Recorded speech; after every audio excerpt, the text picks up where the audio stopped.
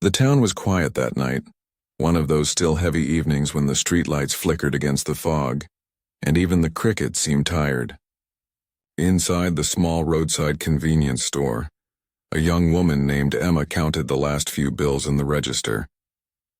The old clock above her hummed softly, its hands inching toward midnight. She was only 22 but already carried the exhaustion of someone twice her age.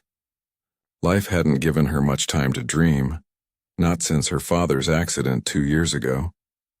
Bills had to be paid, medications bought, and somehow her younger brother still had to eat and go to school. So Emma took the night shifts no one wanted, trading sleep for survival. That night she smiled faintly as she stacked a few candy bars back onto the shelf. It had been a long day but quiet. No drunks, no troublemakers, just the usual travelers stopping for gas and coffee. She felt safe here under the fluorescent glow, surrounded by the hum of refrigerators and the faint buzz of old neon signs. What she didn't know was that outside, 3 men lingered in the shadows near the parking lot. Their voices were low, their laughter cruel. They watched her through the glass, waiting for the lights to dim and the last customer to leave. Inside the store, Emma took a deep breath and turned the open sign to closed. She had no idea that trouble was already walking toward her door. It started with the sound of the doorbell, sharp, sudden and out of place after closing time. Emma's heart jumped. The store was locked, but somehow 3 men stood inside, grinning. She froze, wondering if she'd forgotten to turn the latch. Their eyes were hungry, scanning her like prey. The tallest one leaned over the counter, smirking, while the others whispered and laughed.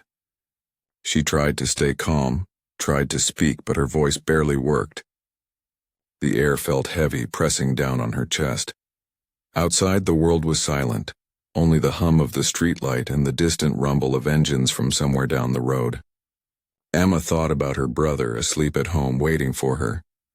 She thought about her father, who used to tell her that kindness could calm any storm, but this storm had teeth.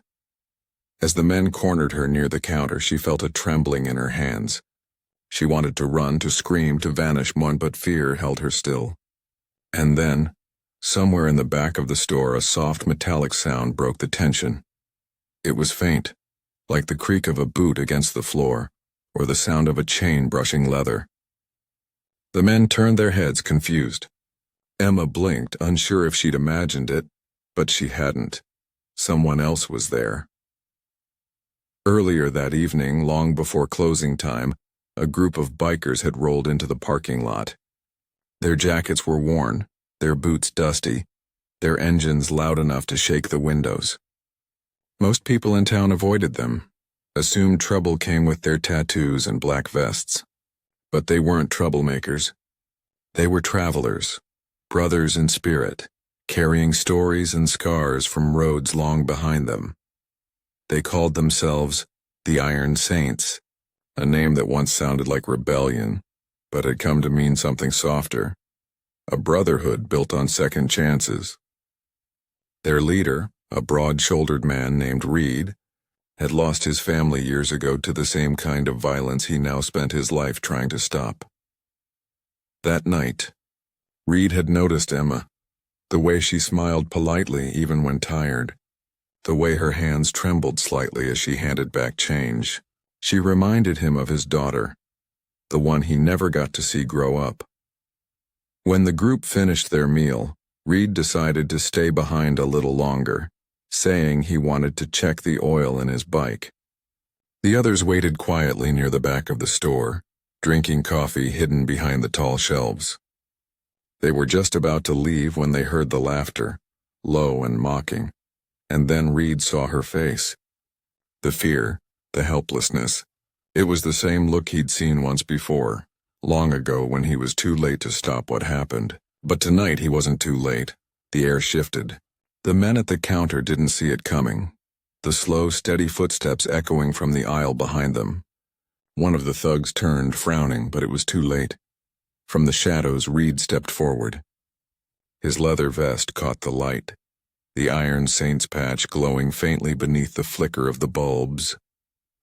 Behind him, 3 other bikers emerged, silent but unyielding, like soldiers from an old war. They didn't shout. They didn't need to. The thugs backed away instinctively, confusion turning to fear. The tallest one tried to laugh it off, but the sound cracked halfway through. Reed's eyes never left Emma's, steady, calm, telling her she was safe now. The tension broke like glass. The men stumbled out of the store, cursing and tripping over each other, disappearing into the night where their laughter no longer echoed. When the silence finally returned, Emma stood frozen, her breath shaking. She wanted to speak, to thank them, but words felt small compared to what had just happened. Reed simply nodded once, then turned to his brothers. They didn't say a word either. They just went back to their bikes, engines roaring to life, fading into the dark horizon. All that was left behind was the faint smell of leather, the echo of safety, and a young woman who would never again feel truly alone. When morning came, sunlight poured through the store windows, washing away the night's shadows. Emma stood by the counter again, her hand steady this time. Her manager noticed the broken latch on the door, the scattered candy bars, the faint boot marks near the shelves. She told him part of the story, enough for him to understand, but not enough to cheapen what had happened. Later that day, she drove home down the same road the bikers had taken. For a moment, she thought she saw their silhouettes far ahead, 4 figures on roaring bikes heading toward the sunrise.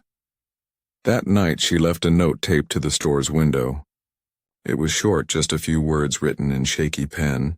To the Iron Saints, and thank you for being there when no one else was. Days passed. Then weeks. But one evening, after another long shift, Emma stepped outside to find a small box on the hood of her car. Inside was a silver pendant shaped like a wing, engraved with 3 simple words, "You're never alone." Months later, Emma found herself helping at a local shelter, serving coffee to people who had nowhere else to go. She'd learned something that night in the store, something she couldn't unlearn. Kindness wasn't always gentle. Sometimes it wore leather. Sometimes it arrived with a roar instead of a whisper. And sometimes the people who looked like monsters were the ones who saved you from them. As for Reed, he never told the story. He didn't have to. For him, that night wasn't about being a hero. It was about redemption. A chance to protect someone else's daughter the way he couldn't protect his own.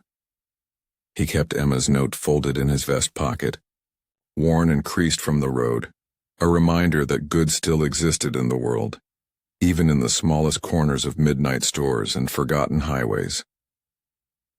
Epilogue. The moral of the road life has a strange way of crossing paths, the broken meeting the brave, the lonely meeting the lost. Sometimes help doesn't come in shining armor or polished smiles. It comes in rough hands, road-worn faces, and silent acts of courage. That night, a young cashier learned that she wasn't invisible. And a biker, long burdened by his past, found that maybe, just maybe, he still had something good left to give, because in the end, kindness doesn't always look the way we expect. Sometimes, it rides a motorcycle and disappears before you can even say thank you. Never judge goodness by appearance. The strongest hearts often hide behind the roughest faces. And sometimes strangers become the angels we never knew we needed.